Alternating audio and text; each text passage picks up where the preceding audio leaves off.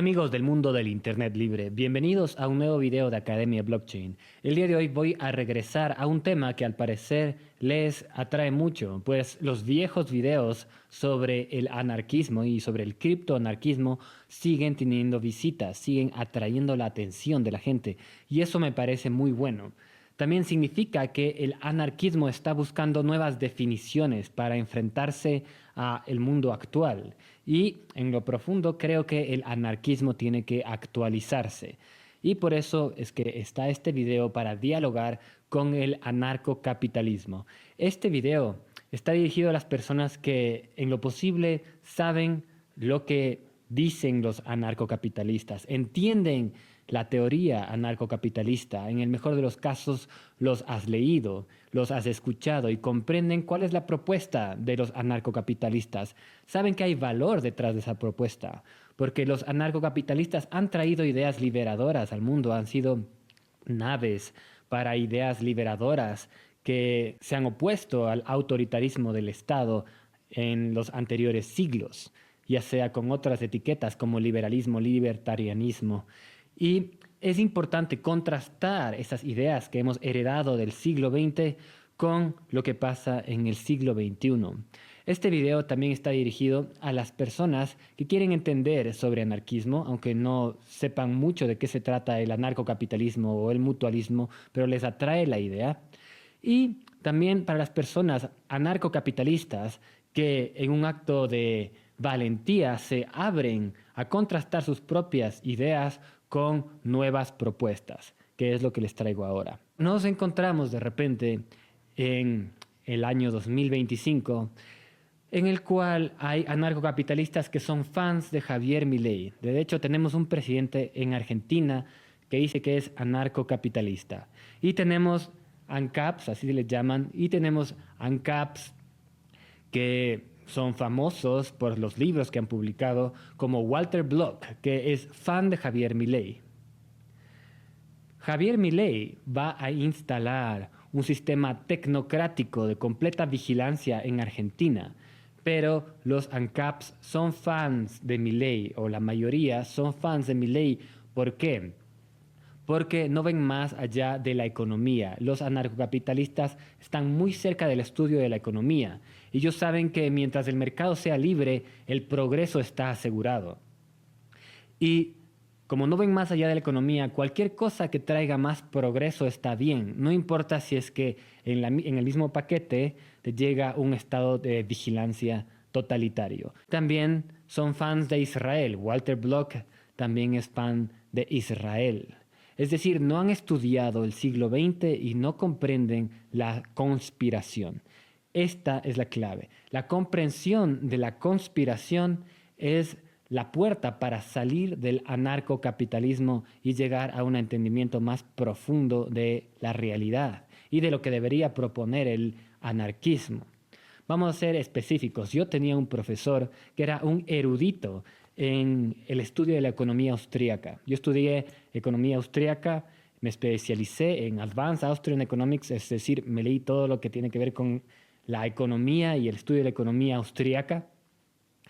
Mi profesor era un fan de Bill Gates. En ese momento me pareció sospechoso, pero ahora ya lo tengo bastante claro. ¿Por qué mi profesor, siendo un erudito en el estudio de la economía austríaca, era fan de Bill Gates? Bueno, pues porque Bill Gates, a través de su corporación Microsoft, había traído algo muy bueno para el mundo, algo que había vendido mucho. Y si es que vendió mucho, significa que creó mucho valor. Por ende, Bill Gates se merece estar en el trono que está. Este profesor no había hecho el deber en el ámbito de la investigación del mundo real, del periodismo, de qué es lo que realmente pasa en el mundo de la conspiración. Si es que les choca lo que les estoy diciendo, les pido que me den un poco de tiempo para explayarme en las siguientes ideas. El anarcocapitalismo no ve más allá de la corporación. Ese es un problema. La vista del anarcocapitalista termina en los pies del mercado, no va más allá. Y en ese mercado lo que observa el anarcocapitalista es algo que sucede en la isla de Robinson Crusoe, para citar a Rothbard. El anarcocapitalista piensa que los actores tienen como objetivo tener más utilidades. Y como esos actores buscan más utilidades, estas corporaciones compiten por ofrecernos los mejores productos. Y de la competencia de las corporaciones podemos estar seguros de que compiten por hacernos bien, de que el mejor producto va a ganar, porque los dos actores quieren más utilidad. Ese es un problema. Para encuadrarlo de una manera teórica, pero con un ejemplo práctico, la familia Sackler sacó de Purdue Pharma, que es una corporación que quebró por envenenar a la gente, sacó $10 billones antes de que la corporación quiebre. ¿Qué nos deja ver esto? Nos deja ver que, primero que todo, la corporación Purdue Pharma no tenía como objetivo el generar más utilidades y valor para sus accionistas. No, ese es un mito capitalista. El objetivo de la corporación era envenenar a la gente. No debe parecerles algo inverosímil después de lo que pasó en el 2020. La idea de que la corporación busca utilidad no nos resulta útil para explicar a esta farmacéutica que más bien buscaba envenenar a la gente. La competencia no es un mecanismo que previene eso. Es más, la familia Sackler no tiene una identificación con la corporación. Y si es que quiebra la corporación, a la familia Sackler poco le importa. Saca 10 billones de la corporación y luego la deja quebrar. Suponer que la familia Sackler o la corporación Purdue Pharma buscaban utilidad es partir de un paradigma incorrecto. Pero esa es solo una manzana podrida, dirían algunas personas. Bueno, después de lo que pasó en el 2020, podremos suponer que hay muchas manzanas podridas. ¿Por qué hay tantas manzanas podridas? Porque las corporaciones no compiten por hacernos bien, ni siquiera compiten por tener más dinero. Las corporaciones pueden tener motivaciones ulteriores. Vamos a llegar a la base de dónde sale ese paradigma capitalista. Sale de la idea de que el intercambio no suma cero. Si tú tienes algo que intercambiar y cambias conmigo aquello, entonces se da un intercambio en el cual yo valoro más lo que tú tienes y tú valoras más lo que yo tengo. Por ende, en el intercambio la sociedad siempre gana. Eso es la base de esta teoría de libre mercado total. Y puede que eso específicamente no sea erróneo, solamente está sacado fuera de contexto por el anarcocapitalismo. ¿Por qué? Porque en el mundo real, no en la isla de Robinson Crusoe, las corporaciones no buscan más utilidad. Los seres humanos no buscan más utilidad. Pueden tener motivaciones ulteriores, como por ejemplo la vigilancia total, envenenar a la gente, controlar la mente de la gente. Hay otros objetivos dando vuelta en las mentes de las personas que ocupan las mesas de directivos, no solamente la utilidad. Y si es que la utilidad no está en las mentes de las personas que ocupan las mesas de directivos, entonces el mecanismo de la competencia como una salvaguarda no es confiable, no es 100% confiable. Es algo valioso, el mercado, pero hay que ir más allá, sobre todo en el paradigma anarquista que nos planteamos. Más aún, el consumidor se ve en una ilusión de elección.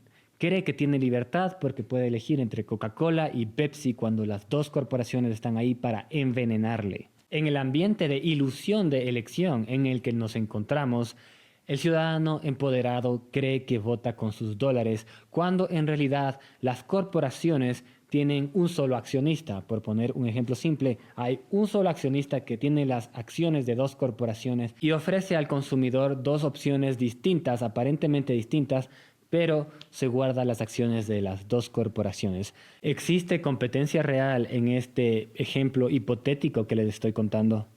Bueno, deben saber ustedes que BlackRock tiene las acciones de la mayor parte de corporaciones grandes de este mundo. Es decir, la ilusión de elección también nos da una ilusión de competencia. Y en esa ilusión de competencia nos encontramos con un mecanismo falso, que es el que ya les mencioné, que las dos corporaciones buscan utilidad y así se alimenta esta idea de que sirven al pueblo, de que compiten por darle lo mejor al pueblo. Vamos más allá. En un mundo hipotético, la Coca-Cola tiene un ingrediente X. Para un capitalista regular, quizás un capitalista que no ha estudiado realmente la historia de la Coca-Cola, esta corporación hace bien al mundo, pues vende mucho y como vende mucho está aportando valor. No puede ser que el ingrediente X sea veneno. ¿Cómo el capitalista podría prevenir el hecho de que ese ingrediente sea veneno? No puede, en el paradigma capitalista, no se puede prevenir el hecho de que la Coca-Cola tenga como objetivo envenenar a la gente. La única forma de prevenirlo es con transparencia y con la filosofía del código abierto. Ya regresaremos a ello, pero por ahora vamos al caso más complejo, quizás el más importante. Es en este tipo de análisis en los cuales los paradigmas anárquicos son puestos a prueba. En un mundo anarcocapitalista, los productores de armas compiten entre ellos, los productores de armas, y como están en competencia, producen lo mejor para el pueblo. Dan las armas de mejor calidad para el pueblo. Los productores de armas, según el capitalista, están sujetos a la competencia, por eso van a sacar lo mejor de ellas mismas. Esta visión es ingenua y la ingenuidad es consecuencia de que tienen el paradigma incorrecto. ¿Por qué? Porque las corporaciones de armas no tienen por qué competir por darle lo mejor al pueblo. Lo que necesita el pueblo es total vigilancia sobre los productores de armas. Pero para aceptar eso dentro del paradigma se necesita trascender el mecanismo de la competencia y entender la filosofía de la transparencia y del código abierto. Necesitamos que el pueblo vigile a los productores de armas. Lo primero sería transparentar la contabilidad de estas corporaciones y transparentar sus clientes, a quienes les venden las armas. Eso necesita estar transparente y abierto a la vigilancia de todos hacia los productores de armas.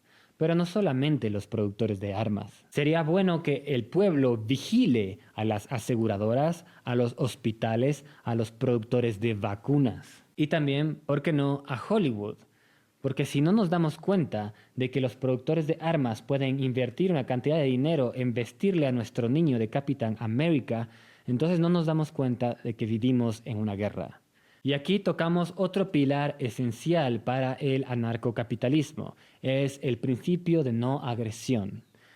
Para que tengamos un paradigma en el cual el pueblo vigila a los productores de armas, tenemos que ir más allá del principio de no agresión. Les pongo un ejemplo. Hay un magnate que voluntariamente se compró una isla y en esa isla voluntariamente enriqueció todo el uranio que pudo y fabricó un enorme arsenal de bombas atómicas. Desde el principio de no agresión, no hay ningún problema con eso. Mientras las transacciones hayan sido voluntarias, no hay ningún problema con eso. Para asegurarnos una vigilancia completa sobre la producción de armas, necesitamos trascender la idea del principio de no agresión y entender que un paradigma anarquista adecuado lo que hace es priorizar la apertura de los datos y la filosofía open source del código abierto. Pero el dilema de los datos y de la vigilancia es tangencial en el voluntarianismo o en el anarcocapitalismo, porque no entra en su paradigma.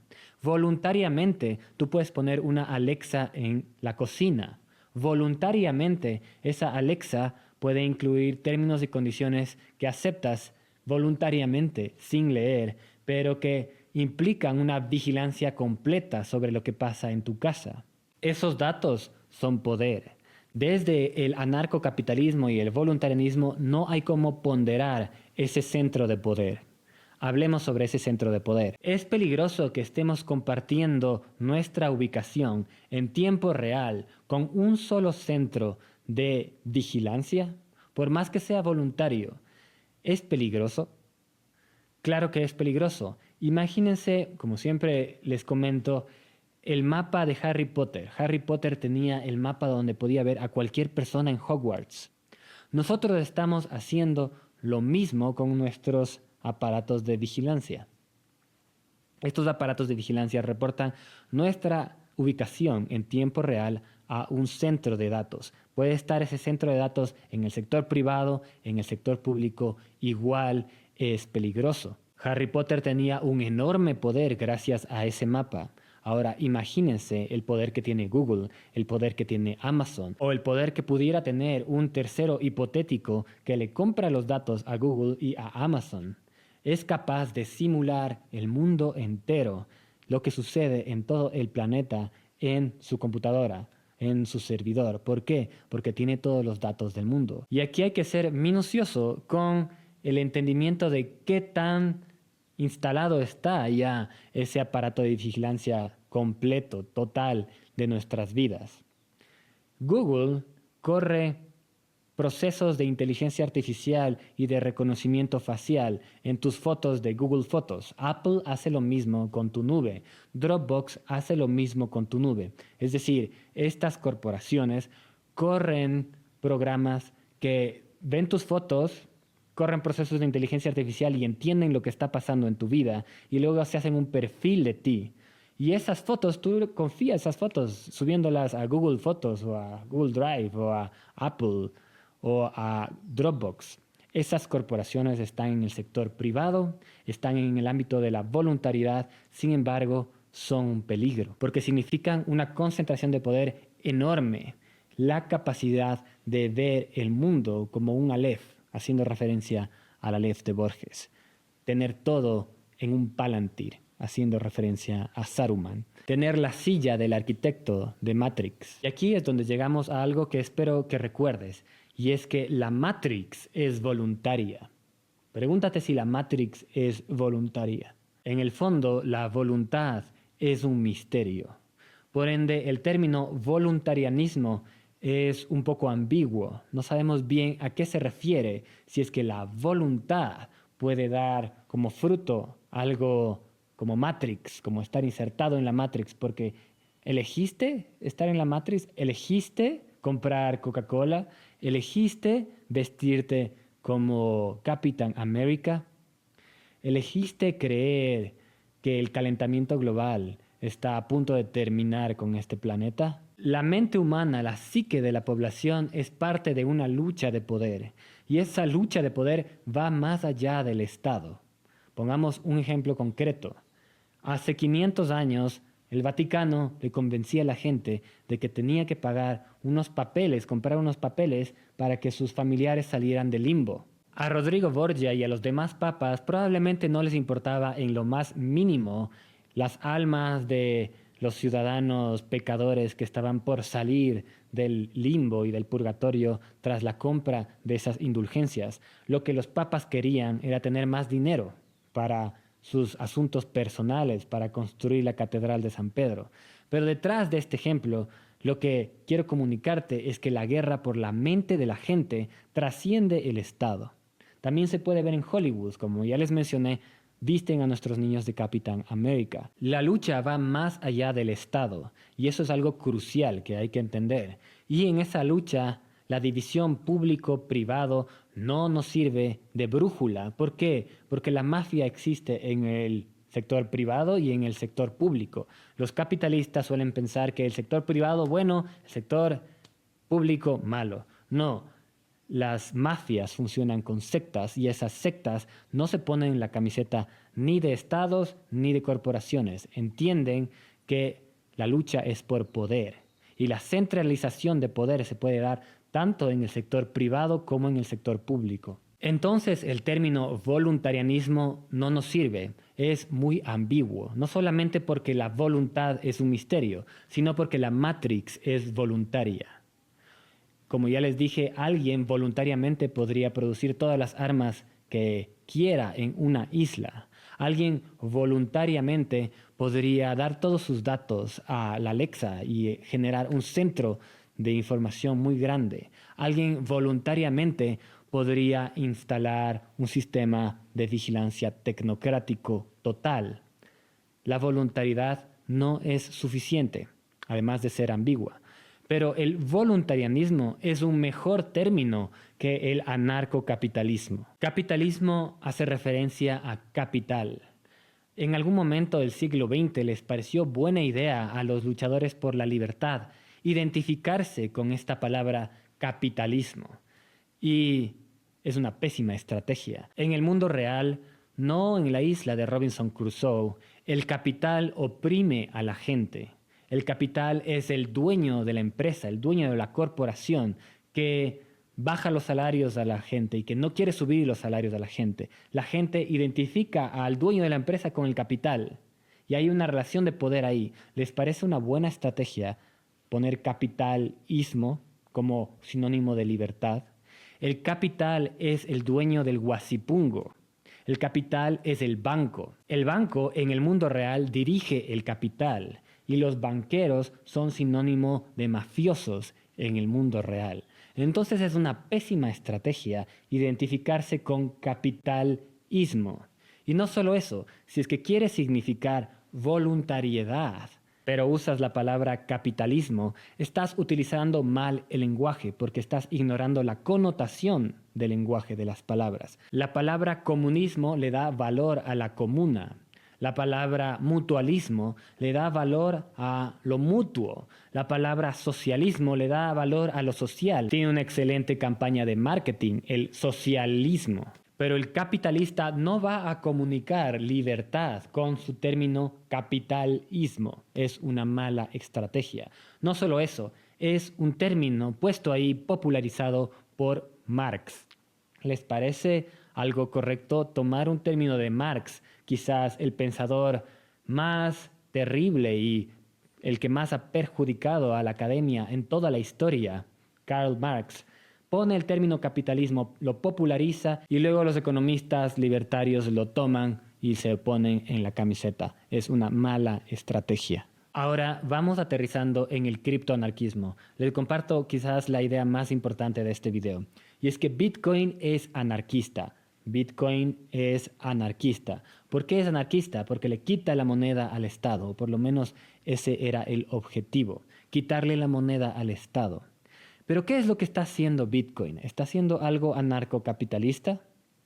Hay un montón de anarcocapitalistas puestos la bandera de Bitcoin como si es que eso sería su ideal. Pero no, el paradigma filosófico anarcocapitalista no le sirve de soporte a el mundo del dinero P2P.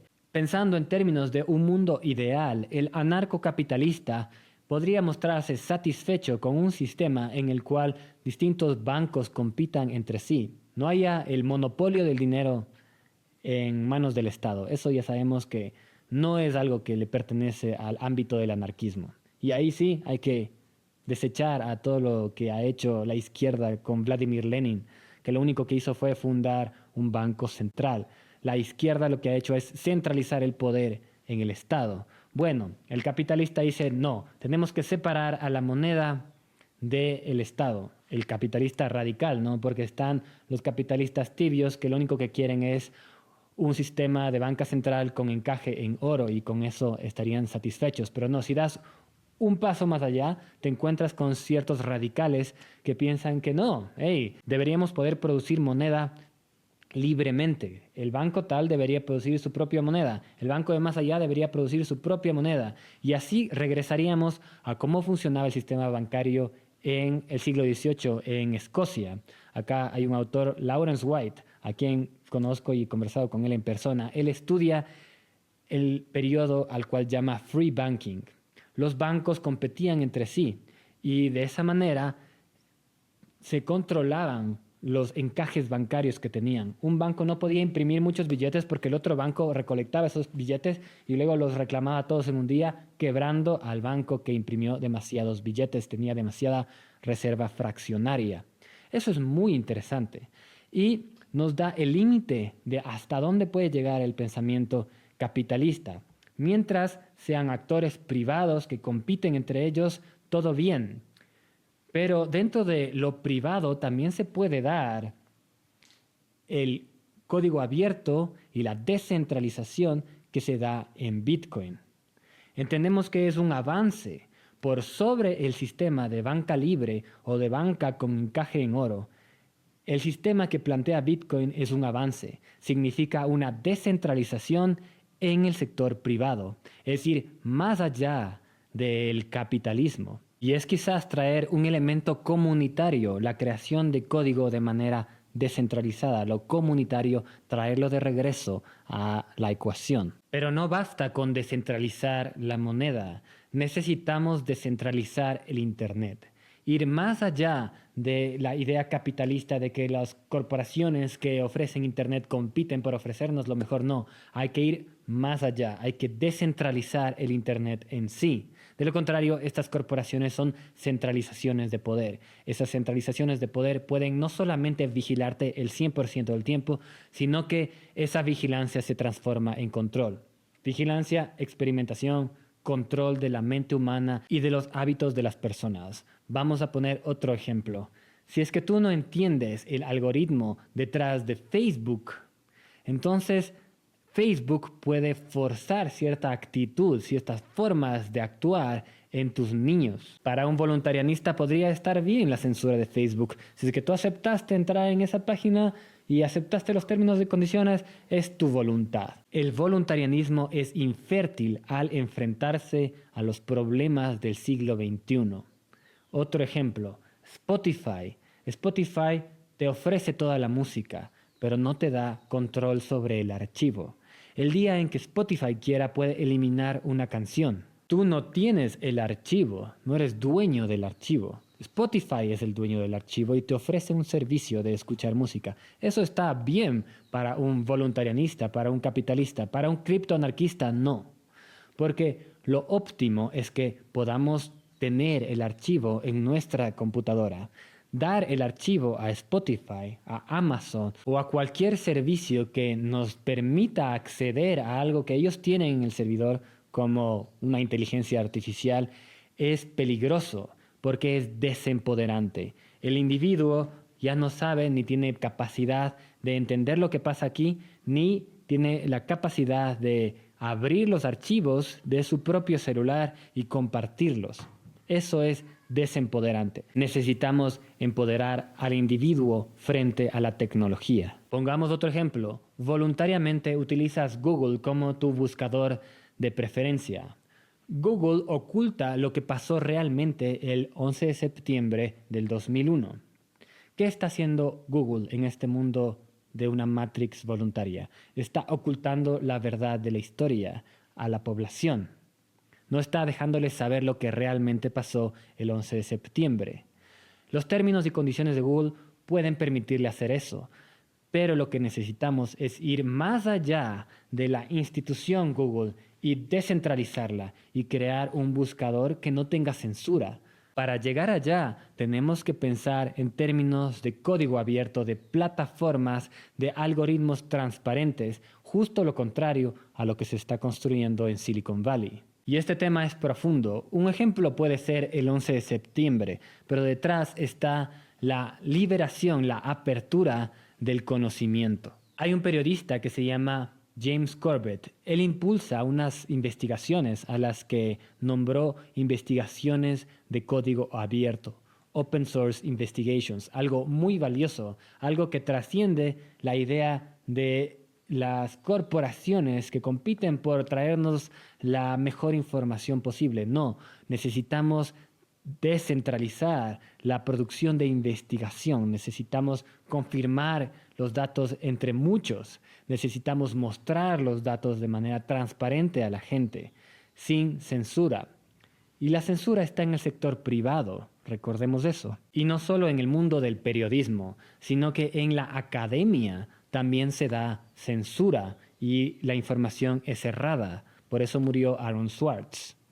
Necesitamos abrir la información, porque si no tenemos los datos abiertos, si no tenemos la ciencia abierta, ya vamos a hablar sobre ello, si no llegamos a abrir el conocimiento, puede centralizarse el conocimiento de tal manera que produzca un Aleph, un centro de información tan grande, tan cargado, tan poderoso, que sea capaz de entender a la humanidad mejor que la humanidad a sí misma. Y ese centro podría significar tanto poder, tanto conocimiento, que podría darse un descubrimiento que rompa con todo lo que nos imaginamos, que sea una singularidad.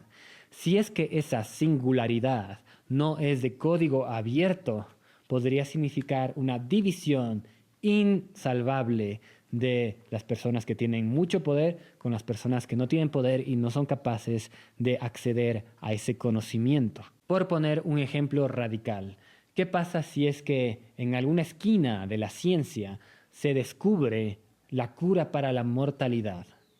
Se descubre la forma de ser inmortales. ¿Qué pasaría si es que el código para la inmortalidad no es abierto, no es de código abierto? Sería cerrado, sería solamente para una élite, la élite que tiene el control sobre la ciencia. ¿Qué pasaría? Se dividiría la humanidad entre los que saben y los que no saben.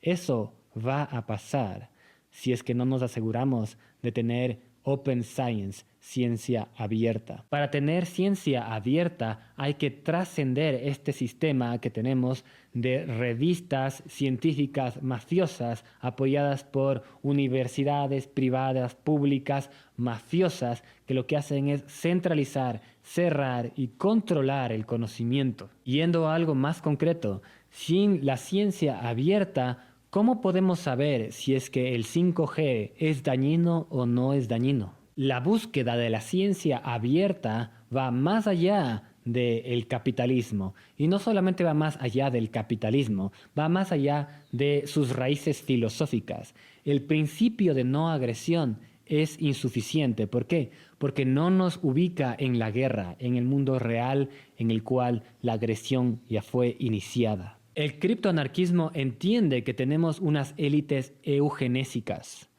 Eso no lleva internalizado el capitalismo, el anarcocapitalismo, ni cualquier otra rama del anarquismo. No ha internalizado la realidad de la conspiración.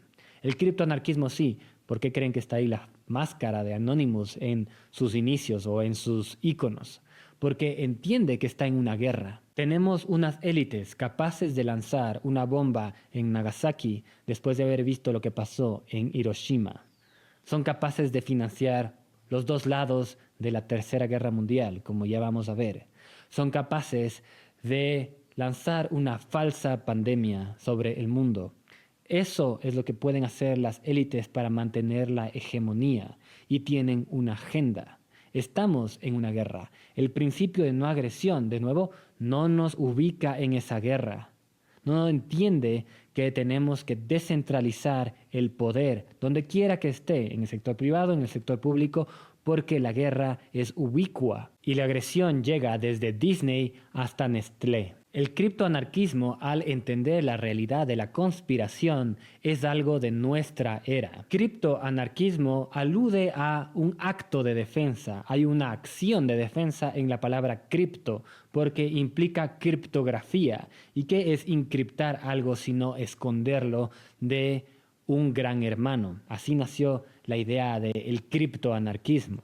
La criptografía, además de darnos la oportunidad de generar relaciones anónimas, intercambios de conocimiento anónimos a la sombra del Estado y de las élites de poder de este mundo, de las grandes corporaciones que nos vigilan, la criptografía también nos permite generar mercados P2P. Gracias a la tecnología de las cadenas de bloques y al Internet, podemos generar economías paralelas. Y no solo eso, organizaciones autónomas descentralizadas que permitan a una comunidad manejar mejor el eje comunitario.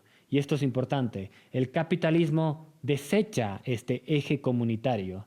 El criptoanarquismo, el mutualismo, entiende que existe un eje comunitario en la sociedad. Que el Estado se haya tomado ese eje comunitario es una pena, pero no va a dejar de existir el eje comunitario.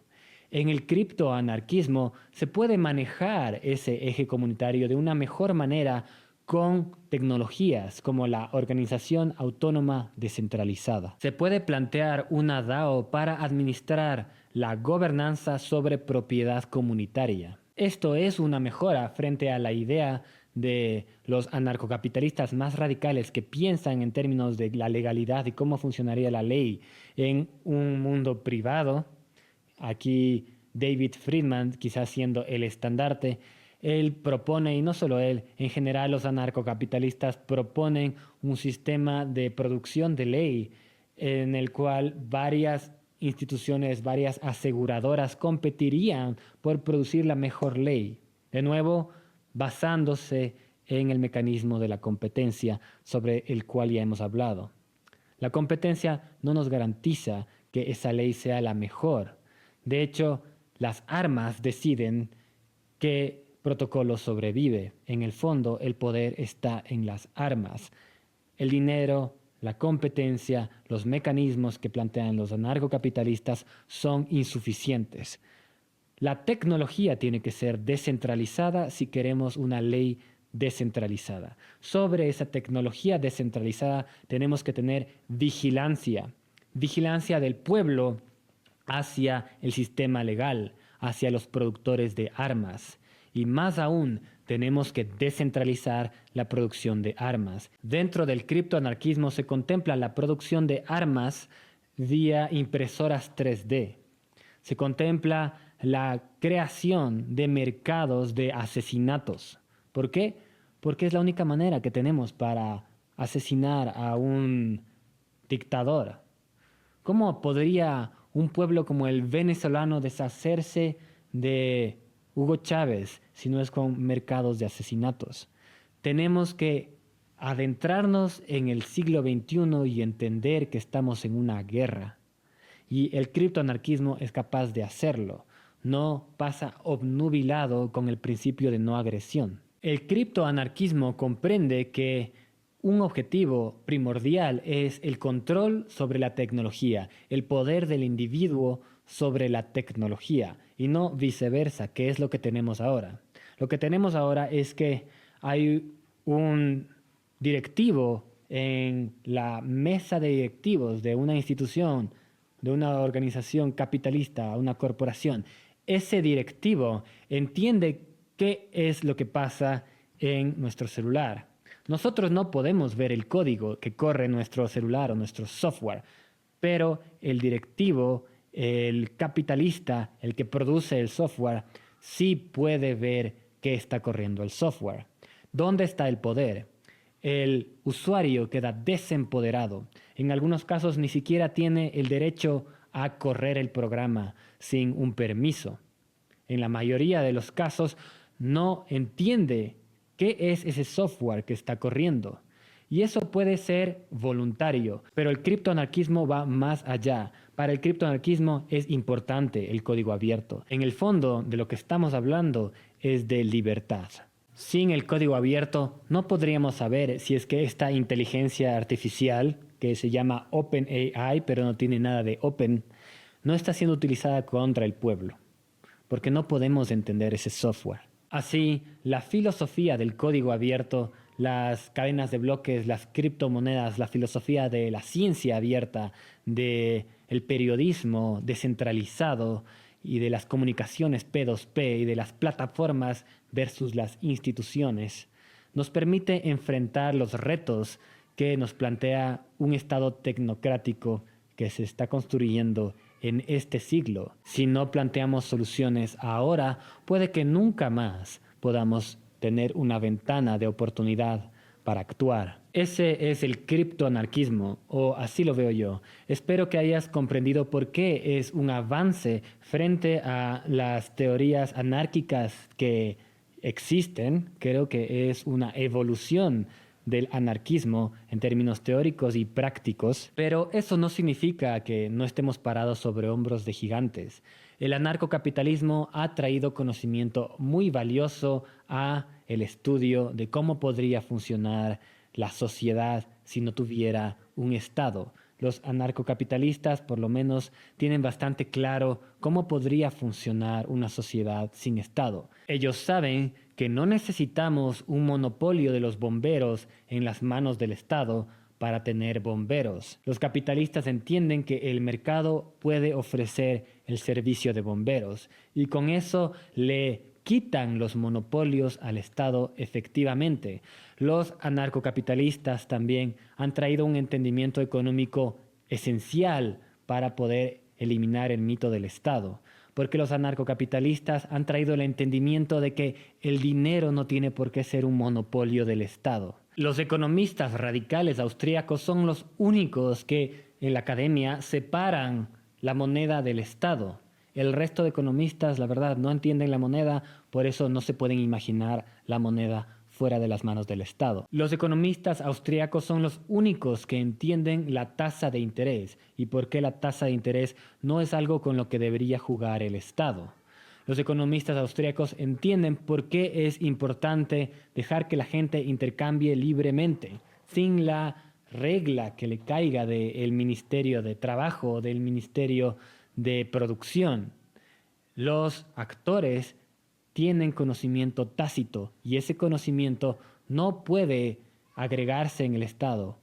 Esa es la fatal arrogancia, entre otras cosas. Y los libertarios de diferentes siglos han sabido pasar estas ideas hasta el día de hoy. Entonces tenemos que reconocer que estamos parados sobre hombros de gigantes. Los mutualistas también traen ideas muy valiosas que en algunos casos son mejores que las ideas de los capitalistas que no ven la guerra. Los mutualistas, muchos de ellos sí sospechan del sector privado y sí señalan a las corporaciones y entienden que quizás es mejor generar economías más locales porque esas enormes corporaciones son centros de bichos del pantano, de monstruos del pantano. Por ende, lo mejor es traer la economía a algo más local y quizás funcionar sin tanto énfasis en la utilidad y comenzar a pensar en otros factores que le rodean al mercado, sin tener que eliminar el mercado, pero